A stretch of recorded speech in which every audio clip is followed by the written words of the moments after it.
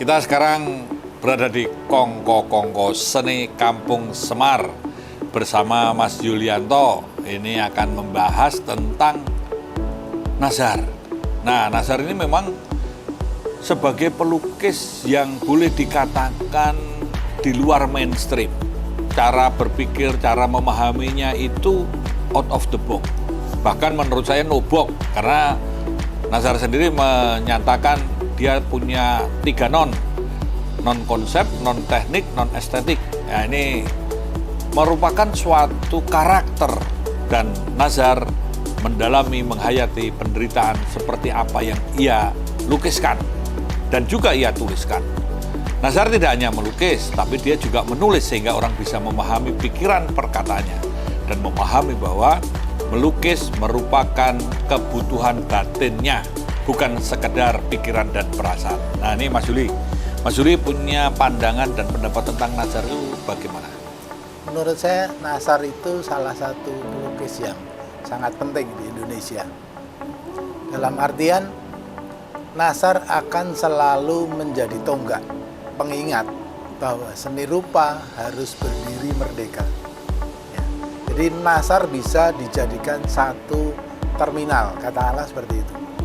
Ketika orang berkembang, lari kemana, dan dia kebingungan, dia bisa balik lagi ke Nazar, pemikiran Nazar. Karena Nazar merupakan core atau induk pemikiran Kebebasan ya? Kebebasan. Dan karya dia juga bisa diteliti ulang, dikaji ulang untuk membandingkan dengan lukisan yang ada sekarang. Abstraknya memang tidak melihat atau bahkan mungkin berbeda dengan yang lain. Ide, tema, gagasannya penderitaan. Bahkan Nazar pun sepertinya nih menurut saya menjalani hidupnya sebagai seorang pelukis dan memasrahkan hidupnya untuk melukis. Itu atas pertanyaan dari Chairil Anwar yang mengatakan kepada Nazar, ya mungkin sebagai teman bercanda ya, tapi candaannya ini kalau menurut saya ini serius dan ini menjadi satu tonggak bagi Nazar untuk mendalami penderitaan itu. Karena Chairil mengatakan bahwa Nazar rajin, cukup peka atas penderitaan, tapi bertanya, apakah kamu mendalami jiwa-jiwa orang yang menderita? Wah, ini suatu hal yang membuat galau dan resah bagi Nazar. Nah, ini menurut Mas Juli tadi katakan bahwa ini kebebasan. Nazar sendiri tidak senang dengan konsep teori karena mau menjadi seniman itu harus ada kesadaran, bangkit dari dalam. Bukan karena teori-teori yang membelenggu atau harus begini-begini. Menurut Mas Juli? Ya, justru itu. Nazar itu menjadi inti ya. Jadi kalau teori itu dianggap penting, Nazar mengatakan tidak penting. Padahal dengan tidak mengatakan teori tidak penting, dia sudah berteori sebenarnya.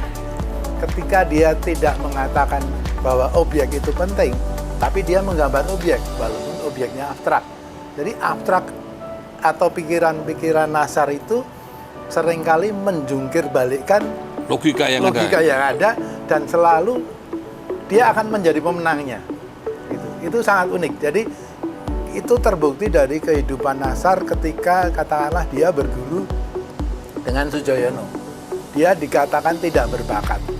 Dia tidak menolak, tapi dia juga tidak mengiyakan. Ketika dia belajar terus, melukis terus, itu artinya dia tidak mengiyakan omongan Soejoyono.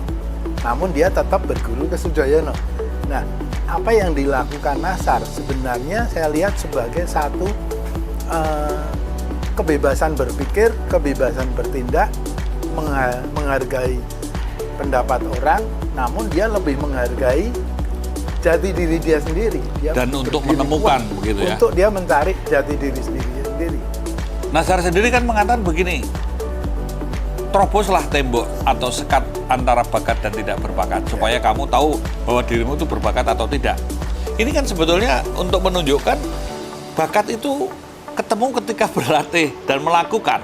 Ya. Bakat itu ya mungkin ada given ya, orang-orang yang punya given, tapi sebetulnya proses ini menjadi sangat penting. Dan Nazar pun mengatakan melukis itu bukan hanya di kelas. Karena kalau di kelas teori-teori itu akan hanya menjadikan jiwa sarjana seni, bukan menjadi seniman. Nah, Dengan kesadaran itu mengajak orang berdialog dengan alam lingkungan sosialnya. Ini kalau menurut Mas Juli, ini pendapatnya gimana? Ya, alam atau lingkungan sosial itu bagi Nasar itu keseluruhan kehidupannya, baik alam yang di luar maupun alam di dalam dirinya. Katakanlah ketika dia pengen melukis, mungkin pada awalnya seperti orang-orang melukis, dia melukis juga objek orang, objek lingkungan seperti taman atau mungkin nelayan-nelayan atau perahu. Tapi toh akhirnya dia juga pengen menggali apa yang ada di dalam dirinya sendiri. Nah, apa yang di dalam diri orang itu sebenarnya kan pikiran-pikiran atau ide yang tidak bisa digambarkan menjadi satu bentuk yang representasinya alam gitu. Mungkin itu yang Nasar gambarkan, bahwa di dalam dirinya itu ada garis, di dalam dirinya ada warna. Nah, di situ dia pengen mengungkapkan apa yang ada di dalam dirinya yang tidak ada di dalam alam luar. Kemungkinan seperti itu. Nah, semua yang Nasar telah tuliskan, telah gambarkan, telah bicarakan, itu kan sekarang kita tidak bisa lagi menanyakan kepada beliau. Namun kita hanya punya satu tulisan-tulisannya atau impresinya saja. Nah, tapi itu tidak akan habis. Uniknya Nasar itu ketika kita gali, semakin kita gali tidak pernah habis, karena dia memang secara total bisa menggambarkan misteri-misteri itu. Jadi alam sendiri, pikiran dia sendiri itu sebuah misteri yang tidak akan habis. Makanya dia terus-menerus menggali, terus-menerus melukis karena dia tidak merasa ketemu gitu. Ini ada suatu cerita juga nih, Pak Sulianto pernah cerita waktu muda di Surabaya nih ketemu. Nasar itu bicara tentang seni itu nggak ada putusnya dan kuat sekali. Mulai dari maghrib pindah 4-5 tempat gitu ya, katakan karena tutup pindah sampai maghrib besoknya nggak tidur tuh ngomong terus itu bisa terus. Artinya sebetulnya Nasar ini seorang pembelajar. Di kepalanya itu isinya banyak macam-macam. Bukan berarti dia hanya seperti orang yang hanya autis melukis, tapi dia kan juga bergaul dengan sastrawan, dengan seniman-seniman dari lintas seni yang lainnya. Sehingga pemikirannya, perasaannya, pendalamannya ini cukup tajam. Ini kalau menurut Mas Yuli sebagai seorang seniman, apakah memang harus belajar kemana-mana atau mendalami mencari suatu hal yang lain atau bagaimana? Ya, belajar di dalam kesenian saya rasa prinsipnya sama ya, baik belajar keluar atau tidak. Tapi intinya tetap harus belajar. Kalau orang itu hidupnya di dalam lingkungan pertanian, ya pelajarilah pertanian itu semaksimal mungkin. Kalau kita di Jakarta, kita harus melihat Jakarta itu seperti apa dari segala aspek. Nah, Nasar zaman itu selalu kembali ke alam. Dia selalu ingin kembali ke alam. Nah, barangkali sekarang, di zaman sekarang, alam kita bisa saja berubah. Saya jadi teringat kata-kata Tukul, kembali ke laptop. Oh iya. Nah, alam kita itu sekarang ada di laptop juga. Kita belajar cukup dengan laptop, dari situ itu kita bisa menggali banyak. Jadi melihat Nasar pada zaman sekarang tidak bisa kita hanya melihat omongan itu semacam dogma yang mati. Tapi kita harus menerjemahkan dalam kehidupan sekarang. Kalau Nasar dulu belajar ke alam dengan mendatangi laut, kita belajar ke alam ya kembali ke laptop juga bisa gitu. Alam di situ sudah menggambarkan juga. Nah, itu mungkin bisa cocok dengan kehidupan yang sekarang. Dengan lingkungannya, dengan pengetahuan-pengetahuan lainnya ya. Karena secara virtual sekarang lebih mudah didapatkan. Nah, tentu ketika kita kembali mengatakan Nasar itu punya prinsip, melukis ya melukis. Berkesenian itu bukan cari makan. Mencari makan itu cari makan. Nah, ini kan mungkin ini Mas Yuli sebagai seniman juga kan ya manusia tetap butuh makan, butuh hidup. Nah, ini prinsip seperti ini gimana? Betul. Jadi ada banyak hal. Bahkan di dalam banyak kitab suci dituliskan bahwa kalau kita mengejar-ngejar sesuatu, yang kita kejar itu malah hilang. Itu sudah banyak dikatakan orang. Seperti juga kita mengejar-ngejar uang, uangnya malah nggak ketemu. Jadi rasanya Nasar pengen mengajarkan bahwa ketika kita melukis, fokus dulu pada lukisan.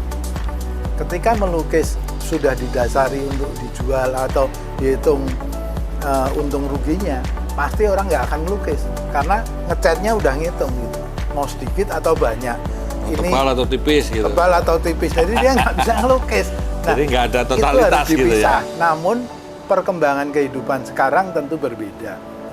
Nah, ketika lukisan sudah selesai, pekerjaan seniman sudah selesai, bolehlah dia belajar marketing zaman sekarang, cara menjual, cara menawarkan, itu tidak tabu menurut saya. Mungkin zaman Nasar itu memang belum segencar sekarang. Nah, itu bisa dimasukkan ke wilayah yang lain. Gitu. Tapi ketika melukis, konsep Nasar itu paling benar menurut saya. Memang harus totalitas, harus memang artinya ada kesadaran, ada ketulusan, ada kejujuran untuk tidak berpikir yang lain. Nah, Nasar sendiri juga berpikir begini. Ketika pameran, ini bukan pasar. Ini bukan untuk menjual, tapi mendialogkan karya kepada publik. Perkara ada yang beli, itu hal yang berbeda katanya. Nah, menurut Mas Juli ini bagaimana? Nah, di situ juga kepandaian Nasar kelihatan bahwa sebenarnya melukis itu bukan membuat benda. Melukis adalah mengekspresikan diri kita sendiri. Itu satu yang harus kita pegang. Karena ketika kita membuat benda yang laku, kita akan meniru. Kita akan mencari yang tren. Tapi melukis itu memang harus kembali ke jati diri. Nah, ketika kita harus kembali ke jati diri, semua persoalan di luar seperti laku dan tidaknya, orang tahu atau tidak, itu memang harus dikesampingkan. Nah, tanpa itu kita akan terganggu dan jati diri kita tidak akan muncul. Makanya Nasar sampai sekarang nggak ada yang bisa nyamain Nasar, karena Nasar memang unik gitu. Nasar sudah menemukan dirinya sendiri. Para pendahulu-pendahulu seniman kita juga sudah banyak yang menemukan, misalkan seperti Fajar Sidik gitu. Kita bisa langsung tahu bahwa oh ini karya Fajar Sidik, oh ini karya Nasar, karena dia sudah mengekspresikan pikiran dan perasaan dia ke dalam karyanya. Nah, jati diri semacam itu menurut saya di dalam berkesenian tetap penting ya, walaupun mungkin di zaman kontemporer kadang-kadang hal itu tidak lagi sering dibicarakan. Tapi menurut saya kesenian tanpa jati diri, saya rasa itu akan menjadi kabur, menjadi gambar atau menjadi karya yang tidak punya hanyut, identitas. Gitu, bisa hanyut ya. Nah, ini pengalaman Nasar sendiri nih. Nasar ketika ke Bali melihat temannya menggambar atau melihat orang-orang Bali melukis, ini Nasar ingin mengkritik. Melukis itu sebenarnya mendialogkan antara alam jiwanya kemudian diekspresikan di dalam kanvas dan menangkap jiwanya, bukan sekedar kepada teknis atau kerangkanya aja, atau boleh dibilang yang tangible lah, katakan yang nampak-nampak itu. Ini kalau menurut Mas Juli gimana nih? Menangkap jiwa, menorehkan jiwanya sendiri.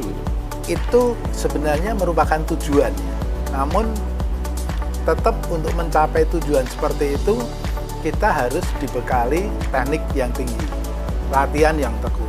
Semua keterampilan itu kalau sudah kita miliki, nah itu baru bisa yang namanya mengekspresikan jiwa tadi.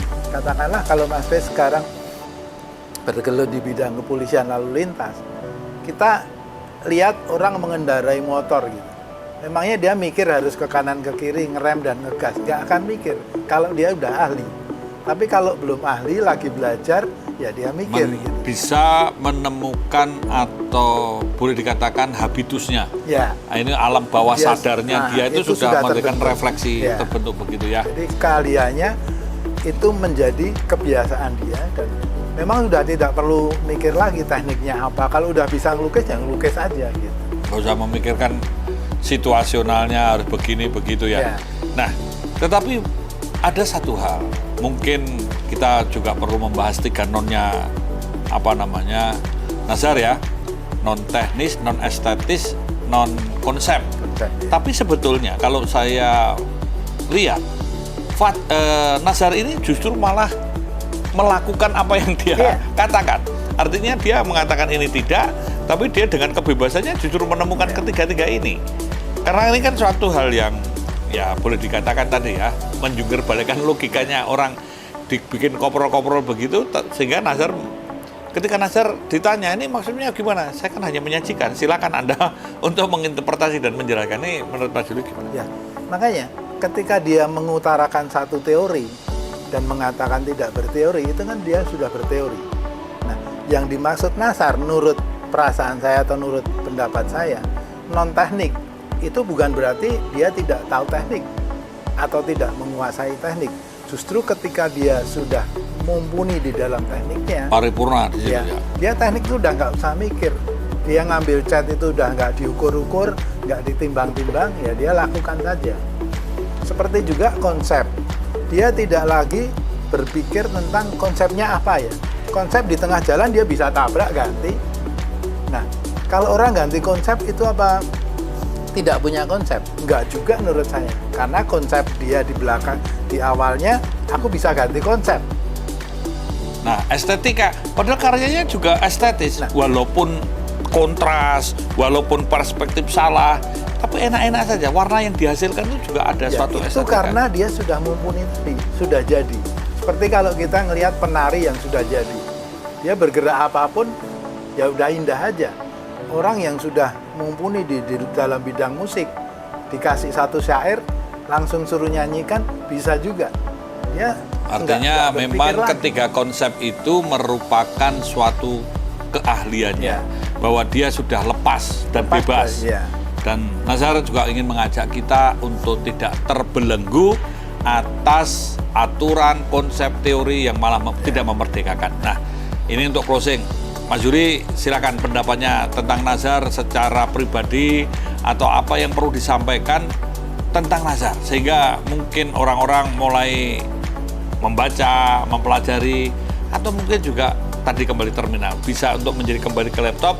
Ketika dia bingung, dia kemana-mana, dia akan bisa ada Ya. satu referensi. Justru itulah saya pengen menyampaikan ke satu audien atau ke teman-teman pelukis gitu ya.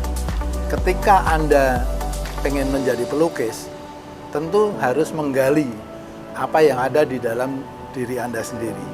Namun ketika kebingungan, baliklah ke para pendiri pelukis kita, misalkan seperti Nazar, Soejoyono, Affandi, dan lain-lainnya. Karena di sanalah sebenarnya jati diri bangsa kita. Jati Lukisan diri Indonesia seni itu lupa ada. keindonesiaan ada di situ sana. ya. Ya, memang seni ini merupakan bagian atau kebutuhan kehidupan sosial. Ini menjadi bagian dari standar peradaban yang harus kita cintai, kita tumbuh kembangkan. Karena mulai dari kecintaan, maka akan ada kesadaran. Dari kesadaran akan ada ketekunan sebagai tanggung jawabnya. Dan ketika kita terus konsisten dengan komitmennya, maka kita akan menemukan jati diri kita.